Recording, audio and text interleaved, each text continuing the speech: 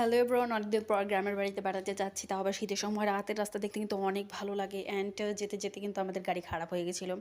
এই যে গাড়ি খারাপ হয়ে গেছে হচ্ছে যে কয়েকবার, এক দুইবার এরকম হয়ে গেছে যে ইঞ্জিন বা ওই যে থাকে না কী কী সমস্যা হয়ে গেছিলো। তো ড্রাইভার সহ হেল্পার ওনারা ঠিক করতেছিল। অবশেষে আমাদের গাড়ি স্টপ করছিল রাত 2টার সময় হচ্ছে যে খাওয়ার জন্য।